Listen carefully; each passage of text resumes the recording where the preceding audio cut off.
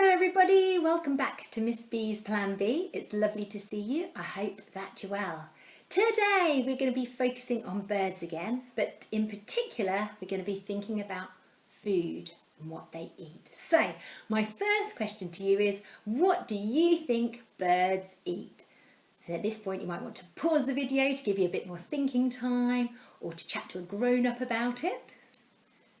And let's find out how many different things you have thought of. So I bet most of you, shout out some of the things.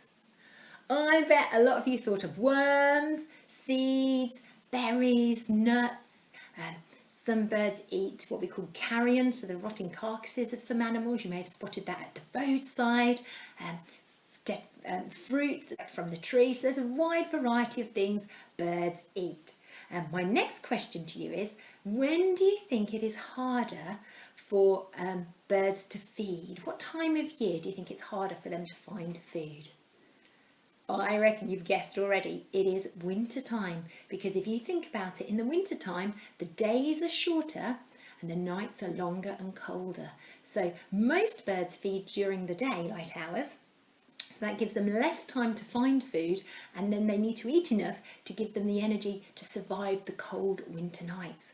Also, a lot of the food they eat becomes harder to find in the winter, like worms will be burrowing deeper into the ground to get beneath the frost and the snow, and lots of insects will be resting over the winter months. So there's a lot less food for them.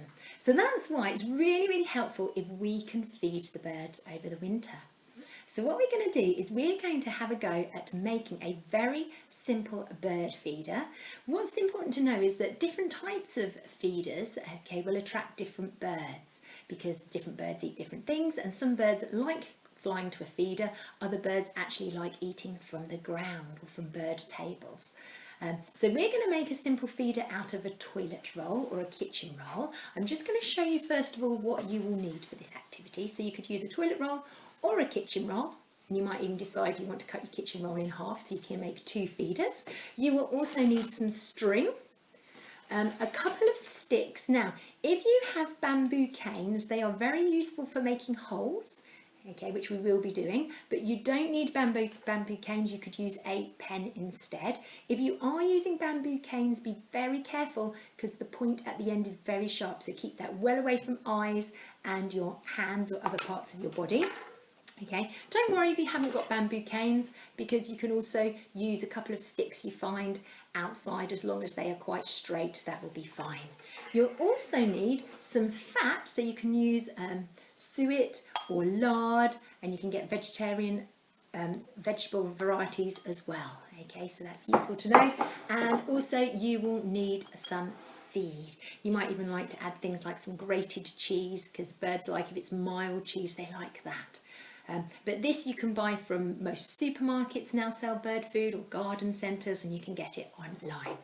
So what I'm going to do is I'm going to show you step by step how to make the bird feeder. So first of all, what you need to do is we're going to make the holes for the perches, for the bird to perch on. So what I'm going to do, I am going to use the skewer very carefully, and what I'm going to do is I'm going to make sure when I push it through, my hand is nowhere near where I'm pushing it, because I do not want a hole in my hand. So I'm going to push, push, push, push, push. So I've made sure my fingers definitely aren't behind it. Push it through like that. And then again, I'm going to push it through to the other side. Push, push, push, push, push. There's my first hole. Like that. Like I say, if you haven't got bamboo skewers, which are sharp, you can use a pen. I'm going to show you with a pen now. So I'm going to, again, make sure my fingers are not behind it, because I don't want a hole in my finger. I'm going to do that, make a hole like that. And then I'm going to make a hole the other side, making sure my fingers aren't behind it. You could always, if you wanted to, put a piece of blue tack, behind the hole, so you know where you're pushing into and you don't push into your finger. And then I'm going to push my other stick through that way, just to check. Yeah, brilliant. So I've got that. Then what I'm going to do is, actually my bamboo sticks are rather long, so I'm actually going to chop the ends off of them. I'm going to chop the pointy end, because I don't like the points there. You don't need to chop them. You could snap them if easier, because they are quite firm. Like that. Chop, chop, chop. Snap, snap, snap, like that. So get rid of those nasty points. Okay, next I'm going to make some holes at the top of my bird feeder. So again, this time I'm going to use my blue tack behind just so I don't prod into my finger, and push to make a hole. I'm going to do it on the other side as well. Now I need to make sure I don't do it too near the top, because when I attach the thread, okay, the string, I don't want it just ripping through the end. Okay, and then I'm going to get my string. Okay, I've cut it ready. And I can use my pen again just to push it through, push, push, push, push, push. There we go, push, push, push through one side. And then I'm going to push it out through the other side. Okay, so it's a good threading activity. You might want someone to help while you're doing the pushing. They could be the other side, getting ready to pull it through. And then finally I'll do my knot, okay, at the top to keep it together. Now, it's starting to look like a bird feeder. The only thing now I'm missing is my food. So at this point, what I'm going to do is I'm actually going to take my sticks out, okay, because I'm going to now coat my kitchen roll in the fat. Remember to take care when using a knife, because knives can be sharp. I recommend using a very blunt knife or a spatula instead. Always keep it away from your body. Okay, this is the fun bit. So you need your fat at room temperature, because that makes it really squidgy. I'm going to put it around. I'm going to make sure I don't cover up my holes, otherwise I won't know where they are to put my sticks back in. Okay, I'm going to coat around it. Okay, so you might want to leave your fat out overnight, because then it will be nice and soft for you to use the next day. Another fun thing you might do, if you don't mind getting mucky, you could actually warm it up with your hands, because it's very squidgy. So you're going to spread that over your roll, like that. Please take care when you're using a knife. I've made sure on purpose I've used quite a blunt knife, because I don't want to hurt myself. But remember, knives can be dangerous, so just be careful whilst spreading. There we go. Finally, once I've done that, this is where I'm going to roll it into my seed. Roll, roll, roll, roll, roll. So it coats my feeder. Good covering. Push it down as you roll it. Push, push, push, push, push, push. There we go. Lots of rolling to make sure it's coated. And then this is where I get my sticks again. I now need to line them up so I can push them that way. So these are going to be the perches for the birds to sit on, like that.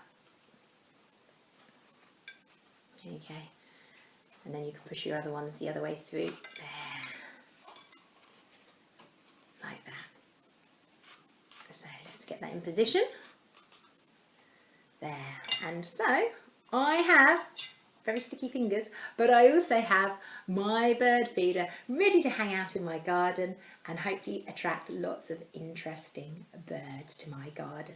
And what you might like to do is at the end of January, so between the 29th and the 31st, the RSVB are running the Big Garden Bird Watch, which they do annually. And the brilliant thing about it is you don't need a garden, because you can do it in your local park instead if you wanted to.